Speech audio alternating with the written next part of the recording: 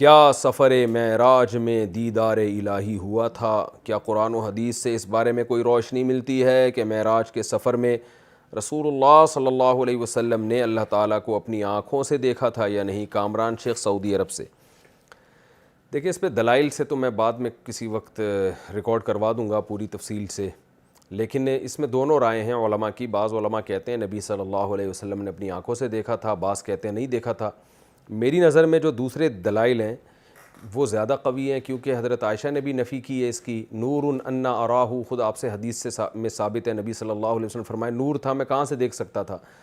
اور اس دنیا کی آنکھوں سے تو قرآن مجید میں بھی ہے لا تدرکہ الابصار وہو یدرک الابصار، کہ اس دنیا کی آنکھوں سے اس دنیا میں دیکھنا ممکن نہیں ہے۔ معراج پہ جب آپ صلی اللہ علیہ وسلم گئے، وہ تو اسی عالم میں گئے ہیں، عالم خواب میں یا عالم ارواح میں تھوڑی گئے، وہ تو انہی آنکھوں کے ساتھ گئے۔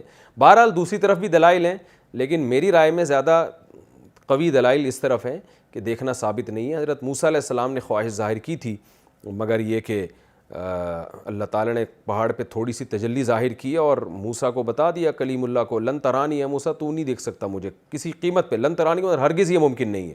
تو آخرت میں دیدار ہوگا اللہ تعالیٰ کا اور ہم ان آنکھوں سے دیکھیں گے۔ اس وقت جو اللہ ہمیں آنکھیں دیں گے اس میں اتنی طاقت ہوگی کہ وہ اللہ کے دیدار کو برداشت کر سکیں۔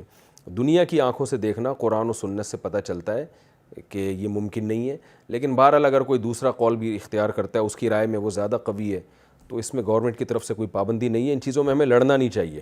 اور یہ بھی ہے کہ میں نے ایک دفعہ پہلے بھی اس پر بیان کیا تھا کہ میں نے جو دلائل دونوں طرف پڑھے ہیں تو میرا اپنا رجحان اسی طرف ہے کہ دیکھنا ثابت نہیں ہے۔ تو بعض لوگوں نے گستاخی کا فتویٰ لگا دیا میرے اوپر کہ ان کو تو پتہ نہیں معاذ اللہ نبی سے کیا، معاذ اللہ ان کو تو نبی سے محبت ہی نہیں ہے، یہ تو نبی کی فضیلت کے ہی قائل نہیں ہیں۔ او بھائی، نبی کی فضیلت جو قرآن و سنت سے، صحیح احادیث سے ثابت ہوگی، نبی نے بتایا ہوگا، ہم اس کے قائل ہوں گے نا۔ اگر میری رائے میں کوئی بالکل بے غبار اور واضح حدیث نہیں ہے اس بارے میں، دیدار کے بارے میں، تو اس میں توہین کی کہاں سے بات آ گئی؟ ہم نبی کی فضیلت کے قائل ہیں۔ سب سے بڑی فضیلت آپ کی، آپ اللہ کے پیغمبر ہیں، آپ اللہ کے رسول ہیں، آپ اللہ کے سفیر ہیں، اور ایسے سفیر کہ آپ صلی اللہ علیہ وسلم نے فرمایا لو کان موسیٰ حیا لما وسعہ الا اتباعی، آج موسیٰ بھی زندہ ہو جائیں تو مجھے فالو کیے بغیر نجات نہیں ہو سکتی ہے۔ کتنی بڑی فضیلت ہے۔ تو جو فضیلتیں ہمارے نبی کی ثابت ہیں وہ خود اتنی بڑی فضیلتیں ہیں کہ اس سے بعد اگر کوئی کسی ضعیف حدیث کی بیس پہ یا ایسی حدیث جو واضح نہیں ہے اس کی بیس پر اس روایت سے ثابت ہونے والے مضمون کا اگر کوئی انکار کر دیتا ہے تو اس سے پیغمبر کی توہین کا کوئی پہلو نہیں نکلتا۔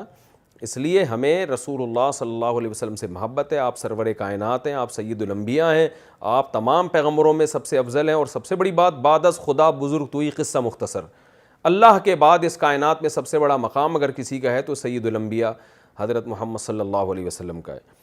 تو یہ فضیلت ہے۔ تو اگر کوئی ان بیسس پہ انکار کرتا ہے کہ بھئی دیکھنا ثابت نہیں ہے تو کم از کم اس پہ توہین کے فتوے نہ لگایا کریں۔ ایسے تو کوئی خود سے بہت سارے فضائل گڑ کے بیان کرنا شروع کر دے اور جب علماء انکار کریں تو آپ ان پہ توہین کے فتوے لگا دیں، تو یہ تو پھر ایک تو شرعی حدود سے تجاوز ہو جائے گا۔ بہرحال مسئلہ اختلافی ہے، میں نے کہا کہ دوسری طرف بھی علماء کی رائے موجود ہے، تو اگر کوئی وہ رائے رکھتا ہے تو اس میں کوئی حرج نہیں ہے۔